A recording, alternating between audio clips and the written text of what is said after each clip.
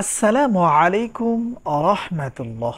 সম্মানিত দিনী ভাই ও বোনেরা, আজ আমি আপনাদেরকে শেখাতে চাই সূরাতুল ফাতিহা পাঠ করে রসুনের উপরে ফু দিলে কি হয়। আবারও বলছি, আজকের আলোচনার বিষয়বস্তু হচ্ছে সূরাতুল ফাতিহা পাঠ করে রসুনের উপরে ফু দিলে কি হয়। বিস্তারিত জানার জন্য আর এই দামি আমলটা সঠিকভাবে শিখে রাখার জন্য সম্পূর্ণ ভিডিওটি দেখার অনুরোধ থাকবে। আর প্রতিদিন ইসলামিক নতুন নতুন ভিডিও সবার আগে দেখতে, আপনার পর্যন্ত পৌঁছাতে আমাদের এই ছোট্ট চ্যানেলটি সাবস্ক্রাইব করার অনুরোধ থাকবে। সম্মানিত দিনী ভাই ও বোনেরা, আমরা কম বেশি সকলেই জানি সূরাতুল ফাতিহা নিঃসন্দেহে একটি ফজিলতময় বরকতময় সূরা, যেই সূরার মধ্যে আল্লাহ সুবহানাহু তাআলা সকল রোগের জন্য ঔষধ রেখে দিয়েছেন। সুবহানাল্লাহ। রাসূল আকরাম সাল্লাল্লাহু আলাইহি ওয়াসাল্লাম বলেছেন, সূরাতুল ফাতিহা হচ্ছে সকল রোগের জন্য ঔষধ। সুবহানাল্লাহ, সুবহানাল্লাহ। এজন্য সম্মানিত দিনী ভাই ও বোনেরা, একটু সময় ব্যয় করে সম্পূর্ণ ভিডিওটি দেখার চেষ্টা করবেন, তাহলে বুঝতে সহজ হবে, আমলটা করতেও আপনাদের জন্য সহজ হবে। এই আমলটা কখন কিভাবে করবেন, আমলটা করার জন্য কি কি জিনিসের প্রয়োজন হতে পারে। এই আমলটা করার জন্য আমাদেরকে 21 পিস রসুনের কোয়া সংগ্রহ করে নিতে হবে।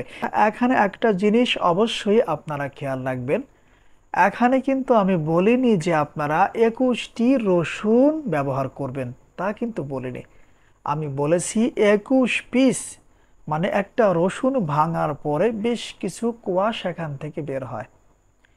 এই 21টি কোয়া আমাদেরকে ব্যবহার করতে হবে। হতে পারে আপনার 2টি রসুন লাগতে পারে, কিংবা 4টে রসুনও লাগতে পারে, আবার 5টা রসুনও লাগতে পারে। এক কথায় বোঝাতে চাই, 21টি রসুনের কোয়া আমাদেরকে নিতে হবে। ধরে নিন আমি 21 পিস রসুনের কোয়া সংগ্রহ করে নিয়েছি, সুন্দর করে পরিষ্কারও করে নিয়েছি। এখন আমি আপনাদেরকে এই আমলটা করে দেখাবো। সর্বপ্রথম আমাদের কাজ হচ্ছে অজু করে আসা। অজু না থাকলে আমরা অবশ্যই অজু করে আসব। এরপরে কোনো একদিন যে কোনো নামাজের পরে আমরা এই আমলটা করে নেওয়ার চেষ্টা করব। ধরে নিন আমি ফজরের নামাজের পরেই আপনাদেরকে এই আমলটা করে দেখাচ্ছি। তাহলে এখন আমার কাজ হচ্ছে সর্বপ্রথম 3বার ইস্তিগফার পাঠ করে নেওয়া। আস্তাগফিরুল্লাহ রাব্বি মিন কুল্লি যামবি ওয়া আতুবু ইলাইহি। যে কোনো ইস্তেগফার আপনারা পাঠ করতে পারবেন, কোনো সমস্যা নেই, তবে সংখ্যাই ঠিক রাখবেন 3বার। যে কোনো ইস্তেগফার পাঠ করে নেবেন। এরপরে 3বার যে কোনো দুরূদ শরীফ পাঠ করবেন, যেমন সাল্লাল্লাহু আলাইহি ওয়াসাল্লাম, সাল্লাল্লাহু আলাইহি ওয়াসাল্লাম। এরপরে বিসমিল্লাহ সহ সূরাতুল ফাতিহা আমাদেরকে পড়তে হবে এই নিয়মে, যেমন বিসমিল্লাহির রহমানির রহিমিল হামদুলিল্লাহি রাব্বিল আলামিন আর রহমানির রহিম মালিকি ইয়াউমিদ্দিন ইয়াকা না'বুদু ওয়া ইয়াকা নাস্তাঈন ইহদিনাস সিরাতাল মুস্তাকিম সিরাতাল লাযীনা আন'আমতা আলাইহিম গায়রিল মাগদুবি আলাইহিম ওয়ালাদ-দাল্লিন। সম্মানিত দিনী ভাই ও বোনেরা, আমার দেখানো পদ্ধতিতে একবার সূরাতুল ফাতিহা পাঠ করবেন।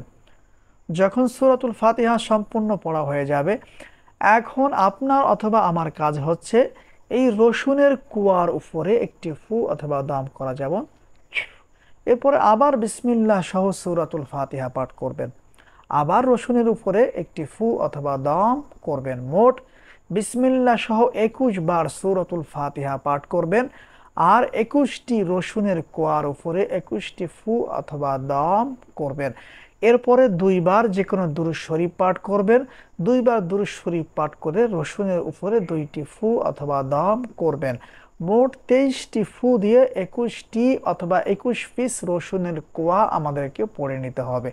ধরে নিন আপনারা আমার দেখানো পদ্ধতিতে 21টি রসুনের কোয়া সূরাতুল ফাতিহার মাধ্যমে পড়ে নিয়েছেন। এখন এই রসুনের কোয়াগুলো কি করবেন, কিভাবে ব্যবহার করবেন, কার জন্য এই আমল করবেন, অথবা সূরাতুল ফাতিহা পাঠ করে রসুনের উপরে ফু দিলে কি হয়।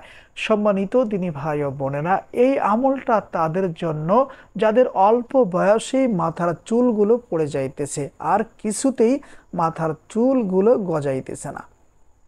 এই সমস্যাগুলো যাদের আছে, চুল পড়ে যাওয়ার রোগ যাদের আছে, আপনারা কষ্ট করে 2 থেকে 3 দিন সূরাতুল ফাতিহার এই আমলটা করবেন। আর এই 21টি অথবা 21 পিস রসুনের কোয়া সুন্দর করে পবিত্র পানি দিয়ে পাটায় পিষবেন। পাটায় পিষে এরপরে যেই মশলাটুকু তৈরি হবে, সেই মশলাটুকু যেই ব্যক্তির অথবা যেই লোকের মাথার চুল পড়ে যাইতেছে, এই রসুনের মশলাটুকু তার মাথায় ব্যবহার করতে বলবেন। এই নিয়মে মাত্র 3 দিন আপনারা কষ্ট করে এই আমলটা করার চেষ্টা করবেন। আশা করি ইনশাআল্লাহ আপনারা যদি সঠিকভাবে সূরাতুল ফাতিহার মাধ্যমে এই আমলটা করে 2 থেকে 3 দিন রসুনটা ব্যবহার করতে পারেন, আপনাদের চুল পড়ে যাওয়া রোগ দূর হয়ে যাবে ইনশাআল্লাহ।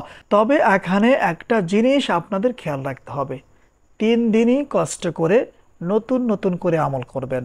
প্রথম দিন 21টি রসুনের উপর আমল করেছেন, প্রথম দিন সেই রসুনগুলো পাটায় পিষে মাথায় ব্যবহার করেছেন।